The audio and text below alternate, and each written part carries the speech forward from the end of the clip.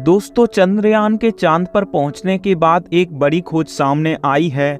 आखिर चांद पर वो चीज मिल ही गई जिसका इसरो को लंबे समय से इंतजार था।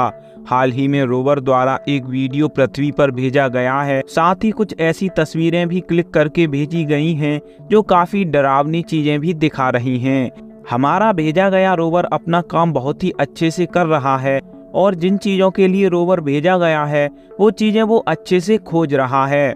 अभी तक रोवर के सामने कोई परेशानी नहीं आई है। अगर कोई छोटी मोटी परेशानी आई थी तो उसे साइड करके रोवर अपना काम निरंतर कर रहा है। आपके मन में ये सवाल तो जरूर आ रहा होगा कि आखिर रोवर ने चांद की उस भयानक दुनिया के अंदर ऐसा क्या देख लिया कि इसरो के वैज्ञानिकों के होश उड़ गए हैं। रोवर ने हाल ही में जो तस्वीरें भेजी हैं उसके अंदर जो मिस्टीरियस सी चीज दिख रही है, क्या वह कोई इंसान की परछाई है या फिर कुछ और ही है। फोटो के अंदर जो ये अनजान चीज नजर आ रही है, क्या इससे हमको खतरा है या फिर डरने वाली कोई बात नहीं है। क्या रोवर ने चांद की उस काली दुनिया के अंदर किसी बड़ी खोज को अंजाम दे दिया है जिसका इसरो को कई सालों से इंतजार था। और सबसे बड़ा सवाल तो ये है कि आखिर चांद पर वाकई में एलियन हैं या फिर यह सब झूठी अफवाह है। आज हम इन्हीं सब रहस्यों का पर्दा उठाने वाले हैं और चांद की उस काली दुनिया की हकीकत आपके सामने लाने वाले हैं। हिंदुस्तान के चांद पर पहुंचने के बाद हिंदुस्तान का नाम दुनिया भर में बहुत रोशन हो गया है। इस बात पर इसरो के लिए एक लाइक तो बनता है। तो चलिए दोस्तों, हकीकत जान लेते हैं। जैसा कि आप जानते हैं कि प्रज्ञान रोवर चांद की धरती पर कब का घूम रहा है। रोवर लैंडर के 8 मीटर के दायरे में चंद्रमा की धरती पर रिसर्च कर रहा है। रोवर वहां पर जो भी रिसर्च करता है उसकी जानकारी वह सबसे पहले लैंडर को देता है। फिर लैंडर उन जानकारियों को धरती पर बैठे इसरो के वैज्ञानिकों के पास भेज देता है। अब सवाल ये भी आ जाता है कि आखिर चंद्रमा की उस सतह पर इतनी रिसर्च क्यों की जा रही है, यानी कि सभी देश अपना मून मिशन चंद्रमा पर क्यों भेज रहे हैं। क्या भविष्य में चांद पर मानव बस्ती बसाई जा सकती है। दोस्तों, चंद्रमा से जुड़ी हैरान करने वाली जानकारियां अभी सामने आई हैं। दावा किया जा रहा है कि चंद्रमा की मिट्टी में बहुत सारे खनिज पदार्थ मौजूद हैं।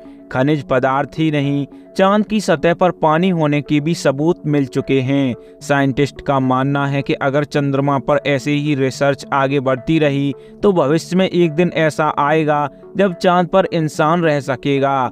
हालांकि ये बात आसानी से हजम नहीं होती।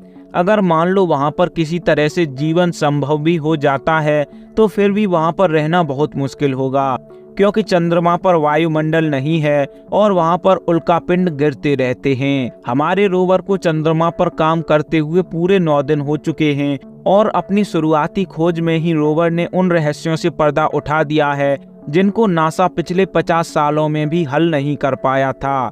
इसरो जो तलाश कर रहा है इसका पता अगर इसरो को लगता है तो हमारे देश के हाथ में एक बड़ा खजाना लग जाएगा। दोस्तों, ये खोज हमारे लिए ही नहीं बल्कि पूरे मानव इतिहास में आज तक की सबसे बड़ी खोज होने वाली है।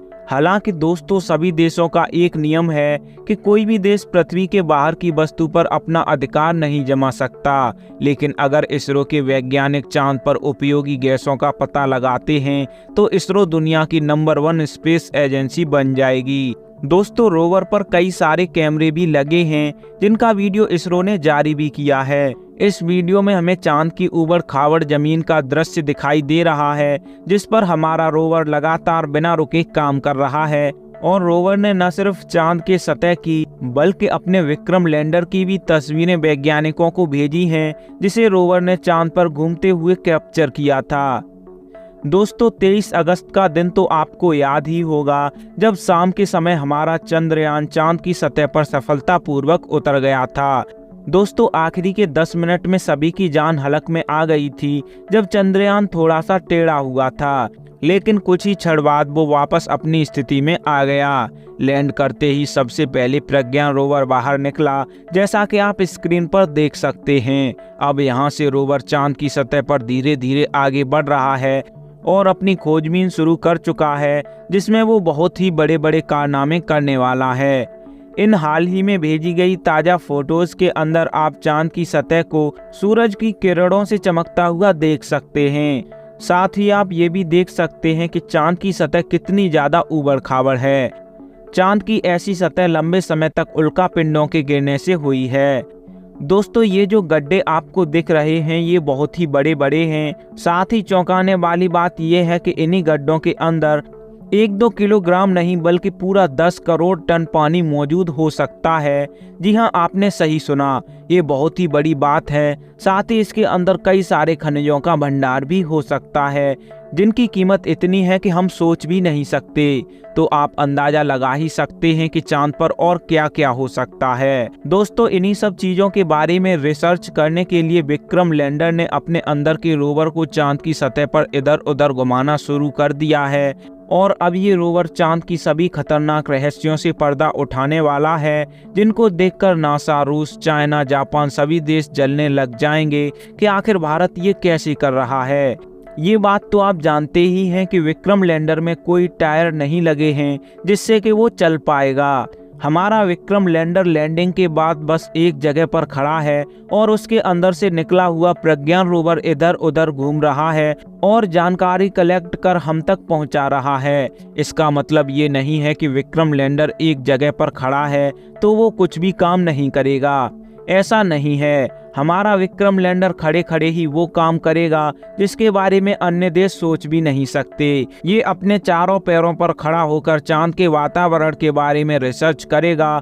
वो दिन और रात में चंद्रमा पर बदलते तापमान पर भी रिसर्च करेगा। वो अपनी लैंडिंग साइट के आसपास आने वाले भूकंप के बारे में भी खोजबीन करेगा। साथ ही हमारा विक्रम खड़ा खड़ा सतह के नीचे लेजर फेंक कर वहाँ की भी रिसर्च करेगा।